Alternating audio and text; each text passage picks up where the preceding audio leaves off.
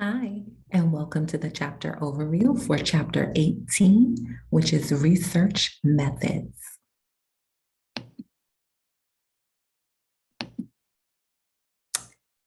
Research is a systemic process of inquiry aimed at discovering or creating new knowledge about a topic, confirming or evaluating existing knowledge, or revising outdated knowledge. Knowledge of research and research methods use the use of strategies, processes, or techniques to conduct research studies, supports health informatics and information management professionals in their use of evidence to answer a question or simply to make a decision. So HIM research combines business, science, information technology, and examines the practice of acquiring, analyzing, and protecting digital and traditional medical information, which is vital to providing quality patient care. Research methodology is the science of solving research problems by incorporating a set of procedures or strategies used by researchers to collect, analyze, or present data. A methodology applies tools to guide the research process and outcomes. So basic research answers the question, why?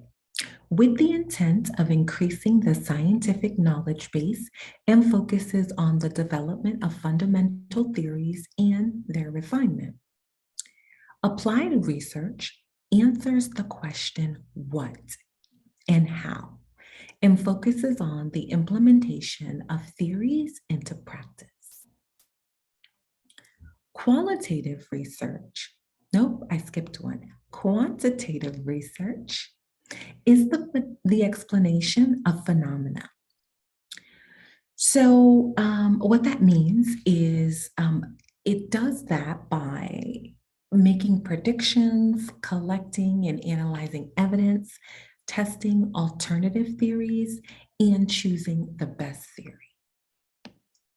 So qualitative research or qualitative approach is the interpretation of non-numerical observations and the seeking of answers of why things happened. So I didn't necessarily say it, but quantitative, right, is your numeric approach, right? And then your qualitative is your non-numeric approach. Okay, so comparison of assumptions, looking at both quantitative and qualitative approaches. So your quantitative shows a lot about your single truth, whether or not a single truth exists, versus your qualitative multiple truth exists, and they could exist at the same time, right? So this research or this particular chart really helps you better understand the difference between the two. So if you're looking at quantitative data, researchers can adopt neutral, unbiased stances, right? Because it feels more factual because you have numbers and data to back it up. When with qualitative, it's a little bit different, and it's hard to be neutral because you choose your own topic or your own form of investigation, and what you include in there could be positive or it could be negative. So it typically leans one way or another, though you could incorporate both. But when we're looking at quantitative research or the quantitative methodology, it is a chronological sequence of causes which could easily be identified in the data. Versus qualitative, it influences the interaction with other people to color researchers' views, whether that be of the past, present, or future, right? So to support what they're researching. I hope that makes sense. All right, so mixed methods research. This is a third approach that combines quantitative and qualitative techniques within a single study or across multiple complementary studies. Okay, so mixed methods research is suited to investigations of large topics or complex phenomena, such as in healthcare. Okay, so um, inductive reasoning or induction involves drawing conclusions based on a limited number of observation. So inductive reasoning is bottom up. Okay, so researchers employing inductive reasoning begin with observations. They detect patterns or clusters of relationships. They form and explore tentative hypotheses and generate provisional conclusions or theories. Deductive reasoning or deduction involves drawing conclusions based on generalizations, rules, or principles. Deductive reasoning is top down. Okay, so that's opposite of inductive reasoning. Okay, so researchers using deductive reasoning begin with a theory. They develop hypotheses to test the theory. They observe the phenomena related to the hypotheses, and they validate or invalidate the theory.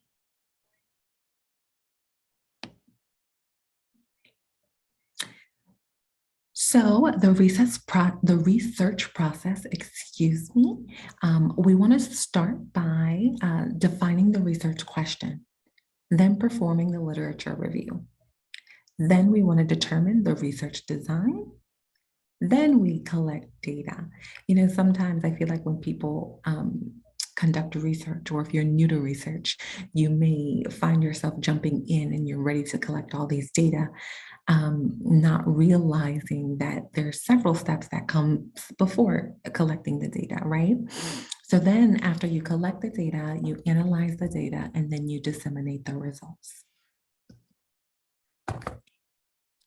So defining the research question. Research begins with identifying and developing a research topic from which a research problem that the researcher intends to solve is derived, and it's followed by defining the research question within a topic that the researcher would like to answer.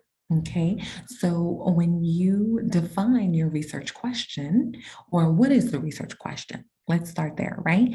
So, your research question is going to always be a clear statement in the form of a question of what the researcher wants to study, right? Okay, and then this could be a quantitative process or a qualitative process. So, the sources of your research question could be based on research models, it could be recommendations of previous researchers, or you may have identified gaps in the body of knowledge.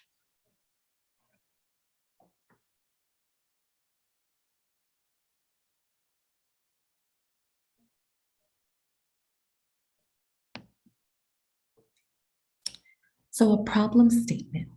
A problem statement is a concise description of a research problem or an issue that the researcher intends to address or to solve, and explains why the identified study is important.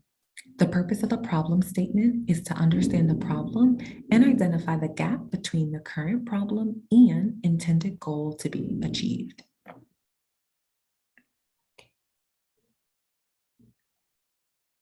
So your problem statement again can be a single sentence with an action verb that specifically and succinctly states that the researcher will be doing or what the researcher would be doing to investigate the question or the problem. And then quantitative researchers operationalize, and then qualitative researchers, they make a tentative supposition.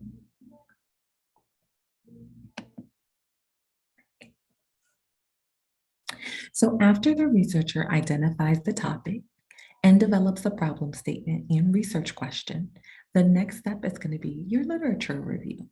So your literature review is a systemic and organized compilation of the important published information about a selected research topic. So the literature review has three meanings, okay? Um, the process of identifying, reading, summarizing, analyzing, and synthesizing, right? So, what that means is we don't just read the literature, right? So, product one, that is a few paragraphs introducing a topic in an article or a paper. And then product two is that an entire research article or paper, okay? So it could be either or. Okay, so researchers conduct literature reviews for three main purposes. One is to orient readers to the issue and to persuade them of the necessity for the research study. Two is to assure the readers or to assure the reader that the researcher has conducted a thorough review of all aspects of the topic.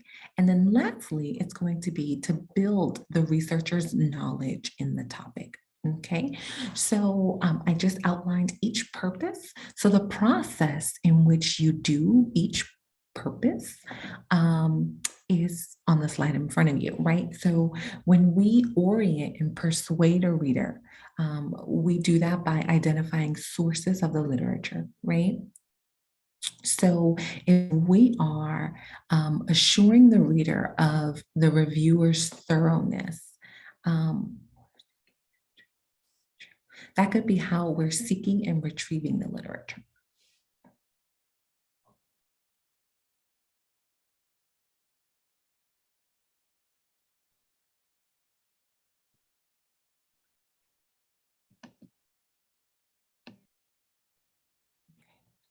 Performing a literature review. So researchers conduct literature reviews for three main purposes. One is to orient readers to the issue and to persuade them of the necessity for the research study. Next is to assure the reader that the researcher has conducted a thorough review of all aspects of the topic. And then last is to build the researcher's knowledge in a topic. So on this slide, not only will you see the purposes, but you would see, or you will see the process in which is used to support the purpose.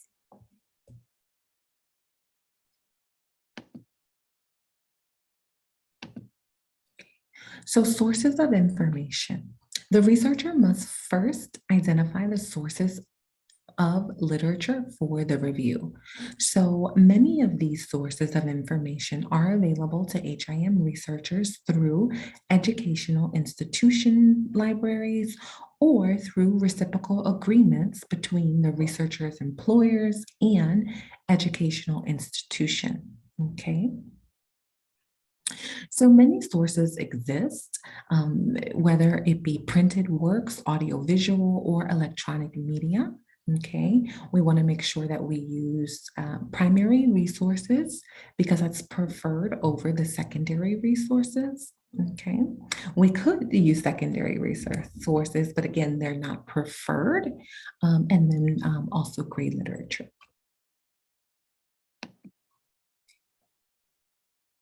So search and retrieval of information sources. Researchers search and retrieve information sources from knowledge bases, such as bibliographic databases and digital collections. So the bibliographic databases are databases of published literature, such as your journals, your magazines, your newspaper articles, books, book chapters, and other sources. So these are some examples that you may have come across, whether you're conducting research, if you're searching peer-reviewed journals, or if you're using something like Google Scholars. I've seen Medline, I've seen PubMed, but you want to make sure that you're looking for a credible sources, okay?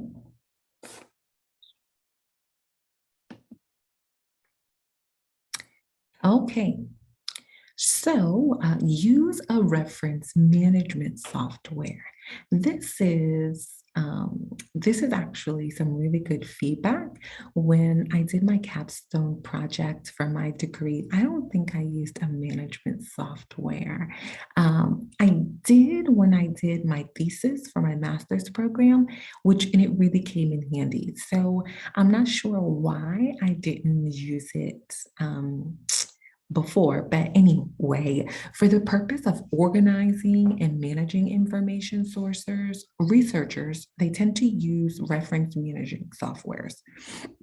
So some examples would be Reference Manager, EndNote, RefWorks, Biblio Express, Zotero is the one that I have experience with.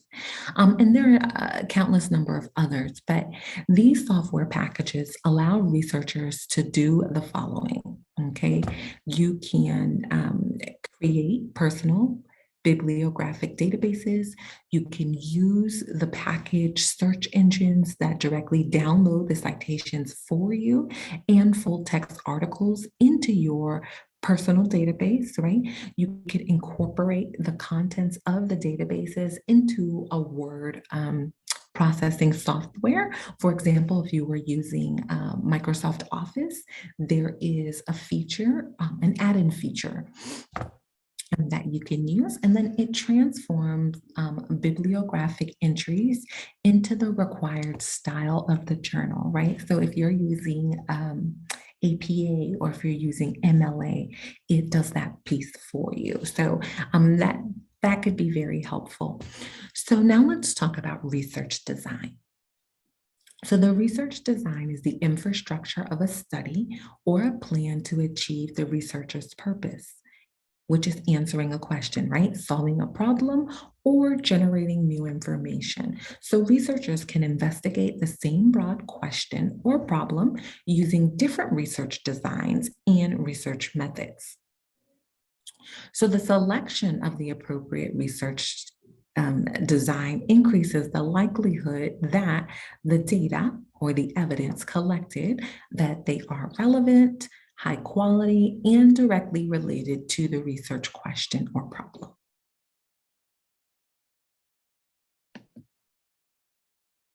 Okay, so determining a research design. So in selecting a research design, the most important factor that researchers should consider is their purpose as reflected in the problem statement. So in addition, researchers should also weigh in other factors such as the researcher's skill level, the time frame for conducting the study, any available resources, and potential subjects. So there are 6 common research designs, okay?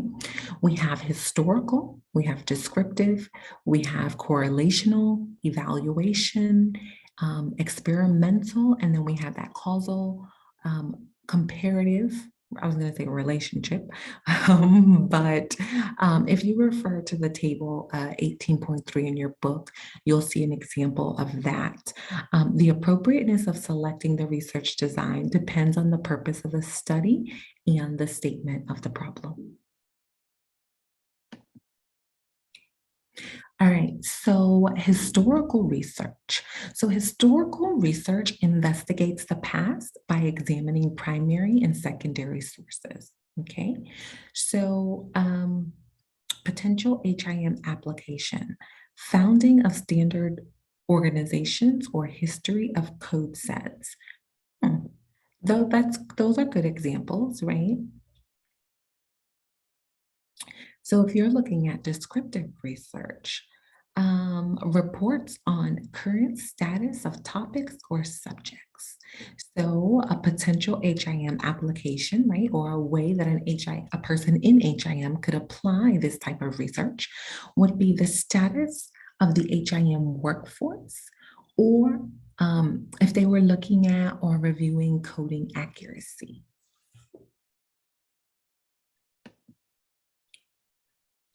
Correlational research. Correlational research detects existence, direction, and degree of association among factors, okay? It's a positive relationship or an inverse relationship, as we would call it. So the strength of the relationship, I want to say, these are the examples. I don't want to say can range from, but it could either be a negative 1.0, 0.0, or positive 1.0. So another potential HIM application. So if you were looking at the adoption of health information technologies and healthcare professionals' security practices and their personal characteristics. Right? Because you're trying to detect a relationship or an association between the two. Okay, so evaluation research. Evaluation research is a systemic application of criteria used to assess value. Okay, so common types would be your needs assessment, your process evaluation, an outcome evaluation, and a policy analysis. Okay, so it can be used as an umbrella for closely related research with various purposes. Okay, so whether that be outcomes research, health services research, health technology assessment, and comparative effectiveness research. So a way that you can apply this as an HIM professional, if you are looking at features of a clinical documentation support system and the user's satisfaction. So experimental research. So I mentioned before the causal relationship, which is the cause and effect, right? So this can be based on protocols, okay? It can be independent, it can be dependent, or it can be confounding variables. Okay, so when determining a research design, some of the key features will be randomization, right? Especially if you're looking at an experimental group or a way to control the group, right? A control group. Observation, whether that be the measurement before and or after something, right? Presence of a control group or some form of treatment or intervention. So a way to apply this, right, as an HIM professional is if you are looking at the effects of internet-based health promotion program. Okay, so an internet-based health promotion program. All right, so let's talk about, I want to say a couple different things, but really primary analysis along with secondary analysis. So in addition to the 6 common types of research designs that we discussed previously, there are additional types of studies focusing on applying secondary data analysis. So researchers distinguish between primary analysis and secondary analysis.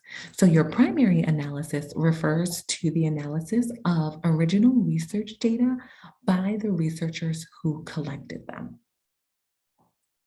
So secondary analysis is the reanalysis of the original data of another organization or researcher to answer new questions or by using different statistical techniques.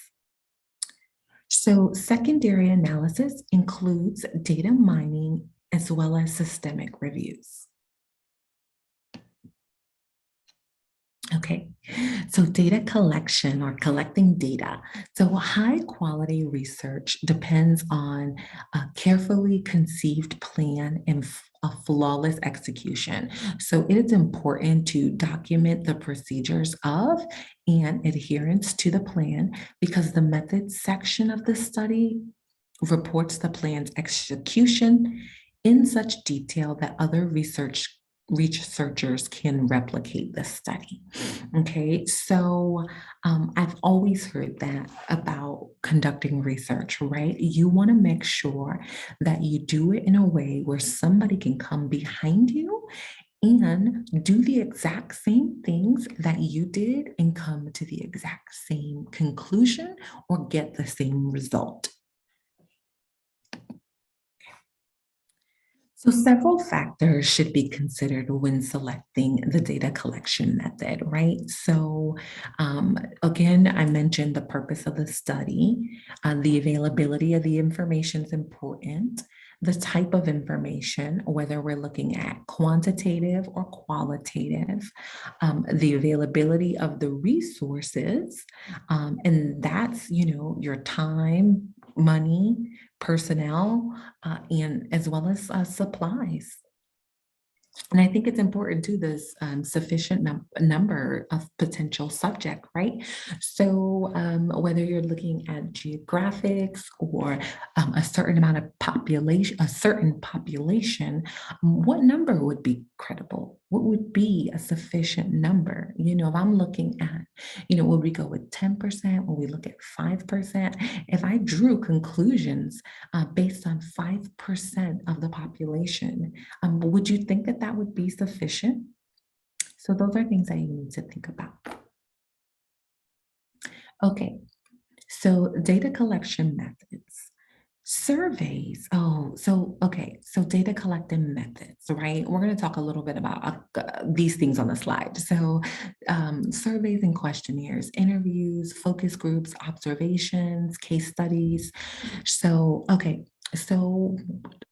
what is a survey? So I think I'm going to go into it more in the next slide, but let me at least define these terms for you. So surveys systemically collect data about a population or an entire group to determine its current status with regard to certain factors. Questionnaires. People always ask me that, or students always ask me that, well, what's the difference between a survey and a questionnaire, right? So questionnaire surveys, they query members of a population by providing participants a means to record and submit their responses electronically or in print form. So if we're looking at interviews, in interviews, researchers obtain information from individuals, whether that be through phone calls or through face-to-face interactions.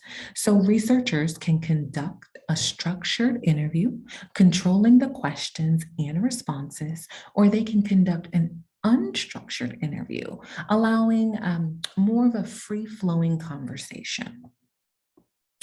So when we think about a focus group or a focus study, well, we call it a focus group study, right? So in a focus group study, researchers and a small number of participants have a group interview on the researcher's topic to uncover information through the participants' discussions of their thoughts as well as their experiences. Okay, so next up is observations. So in observational research, researchers observe, record, and analyze behaviors and events. Case studies. A case study or case studies are used when researchers conduct an in-depth investigation of one or more examples of a phenomenon, such as a trend, an occurrence, or an incident. So ethnography is the investigation of a culture, right? I was going to say, let me break this down for you. Ethno, right, and graphy, but no, we're not going to do that. This is not medical term here. So it's the investigation of a culture by collecting data and making observations while being in the field, right? So a naturalistic setting. All right, so let's talk more about each of these. So surveys, population census surveys are a systemic collection of data about a population, again, an entire group, to determine its current status with regard to certain factors.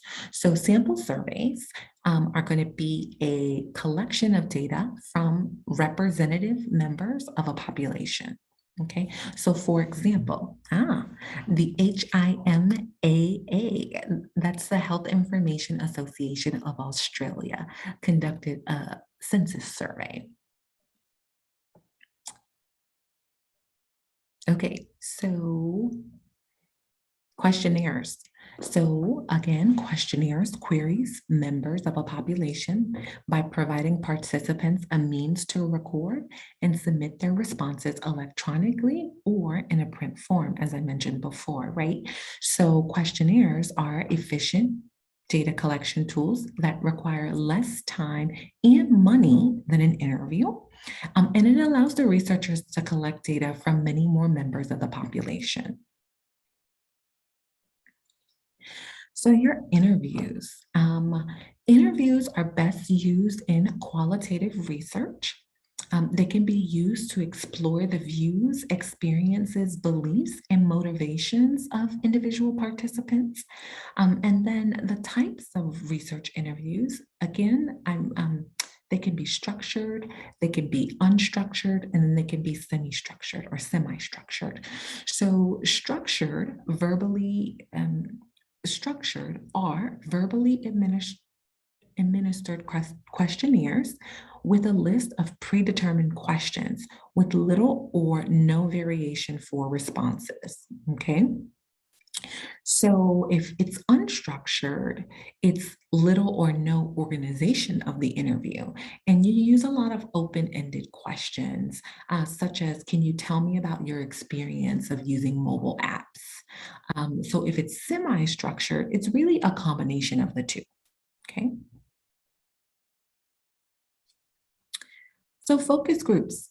So focus groups is a primary format for qualitative research, and it's where you take a select group of people.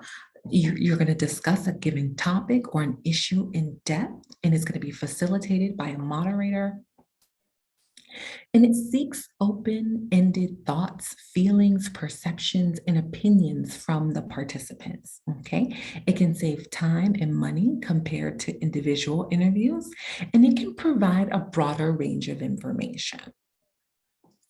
So the example that's given in this slide is a focus group on understanding the needs and determinants of decision-making of using patient portals. So observations. So when you conduct an observation, you observe, record, and analyze behaviors and events over prolonged periods and in great detail, okay? So the types can be non-participant observations, naturalistic observations, which is an observation without intervention in a natural setting, okay?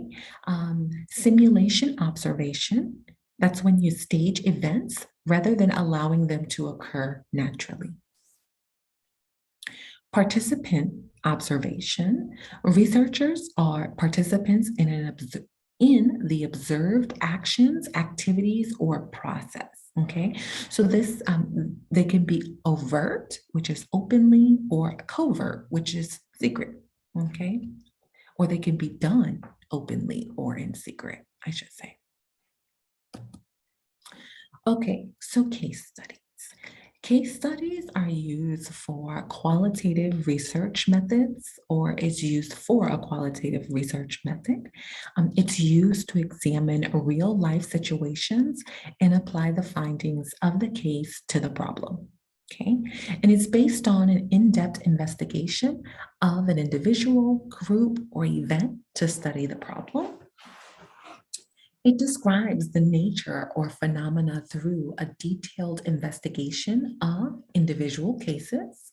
And then the example provided here is HIM researchers conduct a case study of two hospitals to assess their EHR systems, data quality, and interoperability. So ethnography.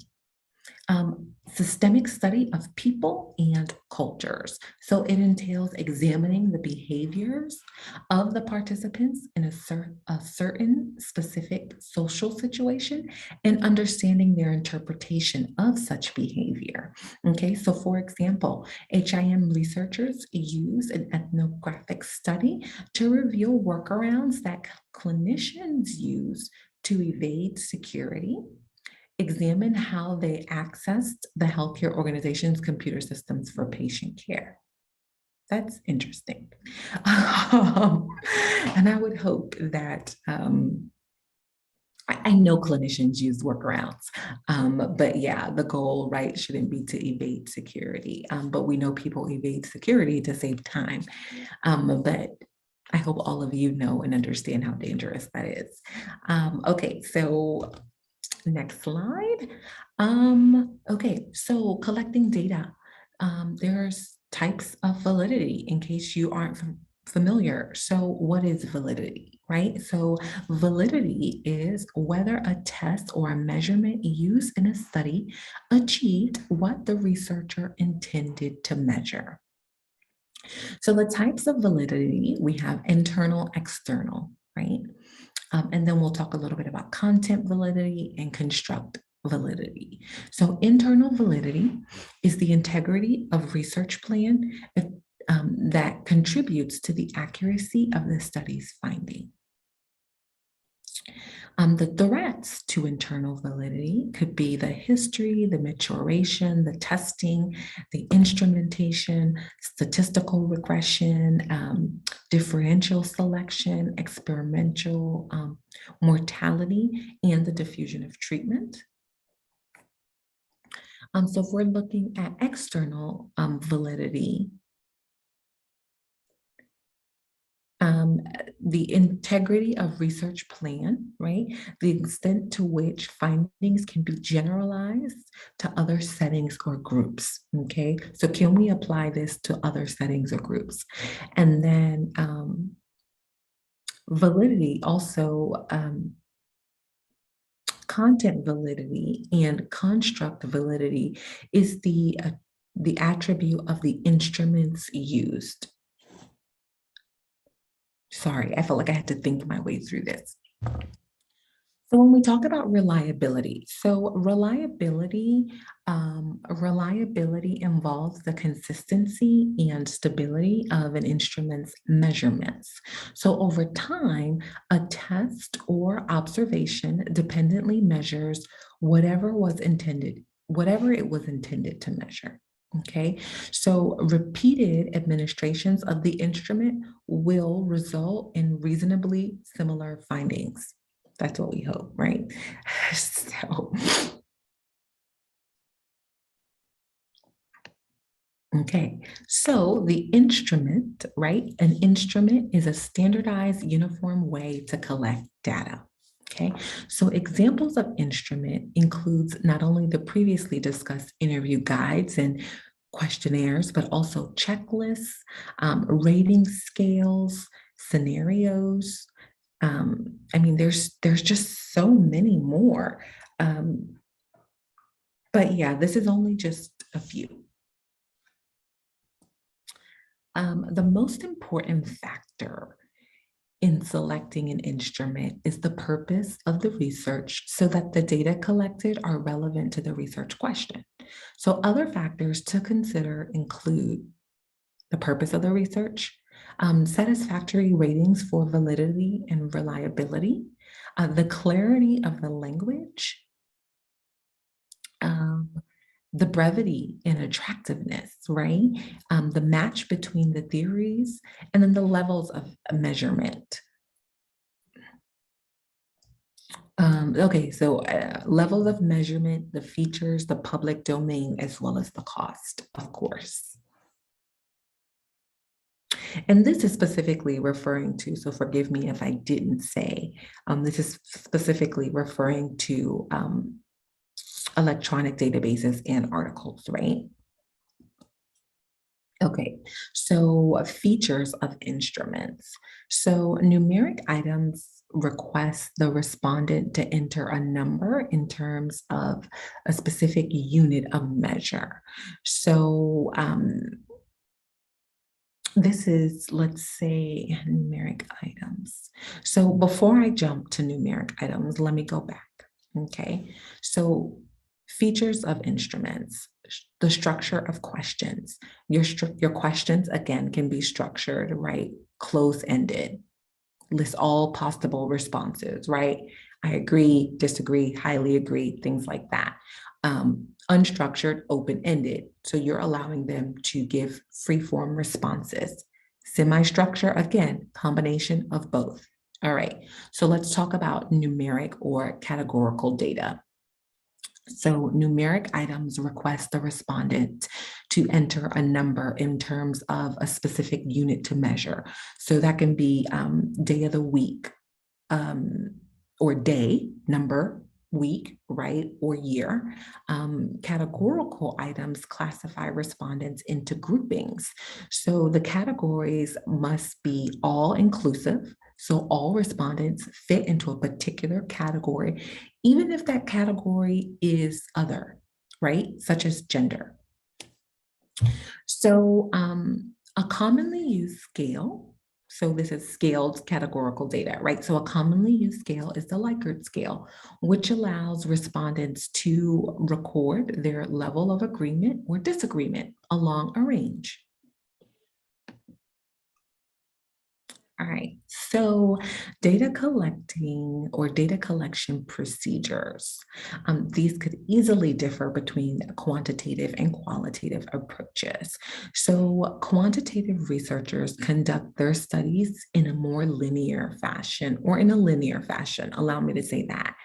They plan their study, they collect their data, they analyze their data, and they present their findings. Qualitative researchers, they conduct their studies in a cynical like fashion, right? They plan their study, they collect their data, they analyze their data, they revisit and revise their initial questions. They collect new questions or create new questions and collect more data. It's more of a roundabout approach, right?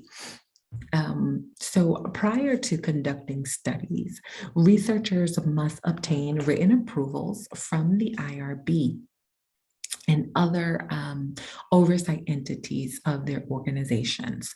So to obtain approvals, researchers complete the organization's documentation, providing description of their research plan and copies of their informed consents. So if we're talking about conducting a pilot study or trial run, so conducting a pilot study or a trial run allows researchers to work out the logistical details of their research plan, and it enhances the likelihood of the researcher's successful completion, right? Because they did a trial run, they tested it out first. That's the point. Okay, so response rate and then plan for assembling data and preparing for analysis. So ensuring an adequate response rate of a particular concern is a particular concern for surveys. Low response rate jeopardize the study's internal validity. Okay, researchers should carefully review the literature for the response rates of their intended audience, factors affecting response rate, and successful strategies. So while I was doing my capstone project,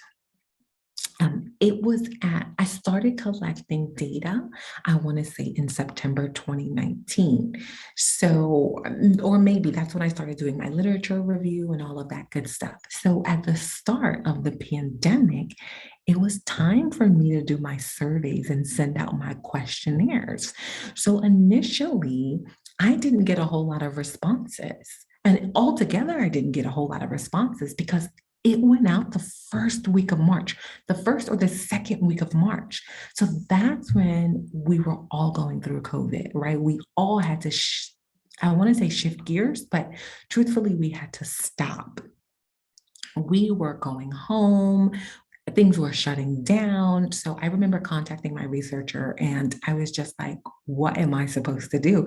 Because nobody's responding to my emails. And she said, well, this is good because we can capture this in your study. But at the same time, we're going to have to keep making an effort, right? So I let a couple of weeks go by and then I resent it again, but at that time in my email, I did acknowledge the pandemic. So I thanked them for just taking the time throughout all of the craziness just to respond to my survey. So I gotten a little bit more responses. So I may have done that two more times before closing it up. But you have to address all of this. So, of course, in my final report, I had to make mention of the factors affecting my response rate, which was the global pandemic at the time. So, anywho, finally, researchers, they must include a mechanism in the plan for assembling their data and for preparing it for analysis. So, depending upon the research method, processes should be in place for transcribing interviews, for data entry, for scoring, and then for quality checking or quality checking of that data entry. Okay, so analyzing the data. So when you analyze, so in this analytical phase of the research process, researchers try to determine what they have found or what the data reveals. Okay, so in their plan for the study, the researchers decide with which analytical techniques they're going to use. So these techniques are described in the methods section of the manuscript with sufficient detail and clarity so that other researchers, again, could duplicate them, right? Okay, so techniques for qualitative data analysis. So some techniques. Qualitative data analysis, again, is a systemic process of working with data to create coherent descriptions and explanations of data. Okay. Interpretation by seeking patterns and connections to make sense and understanding. Okay. It's cynical, right? The data collection, the data analysis, and the generation of the hypothesis and theories are concurrent and intertwined.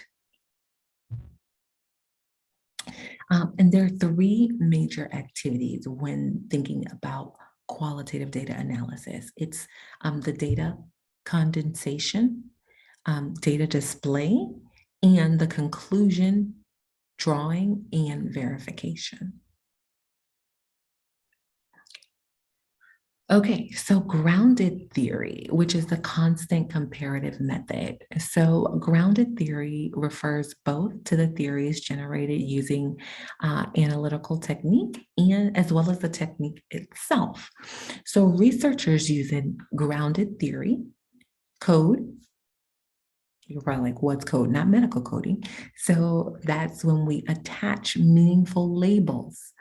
We categorize and then we compare the data. So the grounded theory technique has 4 stages, okay? So comparing incidents applicable to each category includes comparing and categorizing or relationships. 2, integrating categories and their properties, okay?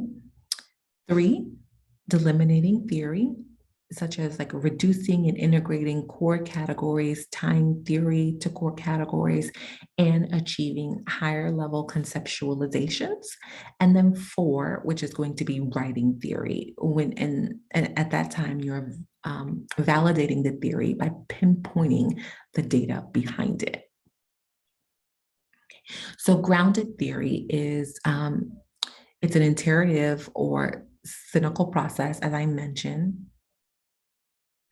And during data collection, researchers use grounded theory to record and to code their observation, right?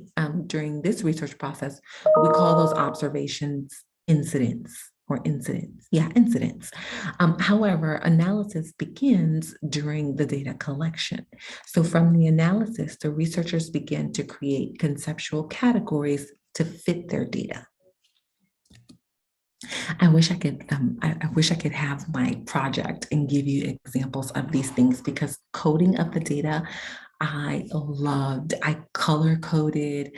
It really helps you visualize the data, and you're putting, things into these different buckets based on what people said or the answers that they chose. I really love that part of that process. But anyway, let's get back to this. All right, so techniques for qualitative data analysis. So content analysis. Content analysis is a systemic and objective analysis of communication to describe and to make inferences about behaviors. So it's written documentation most often, but also other modes of communication. So that could be speech, it can be body language, music, television shows, commercials, movies, you name it. Essentially, it involves a coding operation, right? So labeling of words, segments, or other means of communication. And then both qualitative, your overarching themes, or qualitative, your overarching themes, and then quantitative, your frequency of tabulations, okay? So the qualitative analytical software. So qualitative researchers conduct data analysis, right? So qualitative analytical software does not conduct analysis, or it won't conduct the analysis for you. So they're known as computer-aided qualitative data analysis software. So CAQDAS programs. You're not going to need to know that acronym. But it's the software. The software assists researchers in analyzing their data. So for example, the programs facilitate manual tasks, such as organizing the data and receiving specific coded excerpts from the transcripts of interviews. However, the researchers perform the actual analysis and interpretation of the data. Okay. So the last step of the research process is disseminating or sharing. And when I say sharing, I'm referring to sharing the results, right? So sharing the results from the study to its intended audience. So HIM researchers provide other HIM professionals with techniques to answer questions and to solve problems in the workplace. And they provide them with new knowledge, right? So without presentation and interpretation, the techniques and the knowledge would be unavailable to practitioners. Okay, so there's a two-step process to presenting results. So researchers, they follow a two-step process when presenting their results. So in the first step, they report research findings from their studies with no commentary, explanation, or interpretation. This section of the manuscript is called research findings. Okay, so then in the second step, the researchers comment, they explain, and then they interpret their findings. This section of the manuscript is called discussion. So conclusions and recommendations for research or for future research are also included. So dissemination makes knowledge public, right? So knowledge can be disseminated and examined through poster sessions, oral presentations at professional meetings, and publication in journal articles. So when I initially conducted my research, I wanted it to be published in a journal. And then I shied away from that. I didn't want everybody scrutinizing my work, right? So I did do two presentations. I did a presentation with my school, of course, because I had to defend my research, right? And then showcase it to them. But then I also did a presentation to my employer or to the organization in which I collected the data for, right? Because I needed their stakeholders to see what this data looked like. So for the researcher's information to be useful, it must be available and it must be accessible to the practitioners as well as other researchers, right? Because you outline future needs for research, or future topics for research. How can you elaborate on my research further? How can you take this a step further? So you have to be able to tell people that. So that's one of the reasons why you make your research publicly accessible. Okay, so if you're doing a poster session, researchers use posters to communicate their work with audiences at scientific or academic meetings, right? So compared with an oral presentation, posters will do most of the communication through visual, right? Through a visual materials approach or display. So professional presentations occur during sessions of regional, state, national, or international meetings. So as with posters described previously, researchers submit proposals in um, response to a call. And if accepted, they receive a notice of their time slot, right? Presenters should be prepared to talk about their research to an open audience. So research that is public or publicized can be examined and critically analyzed by practitioners and other researchers. So scientific manuscripts commonly are organized in a prescribed structure. An author an author's unpublished paper, excuse me, that's what's known as a manuscript, okay? A paper that has been published in a journal is known or now known, right, as an article, okay? So that's just a quick difference between manuscript article. All right, so this is a basic structure of a scientific paper, and this is the last concept covered in chapter 18. So again, broken up into those four mechanisms or those four components: your introduction, your methods, your discussion, your results, right? Why was the study undertaken? Why was the study conducted? What do the findings mean? And then what was found from the study. Okay. All right. So I hope that you found this chapter summary to be helpful. If you have any questions, please drop them below in the Domain 3 Q&A forum. Thank you.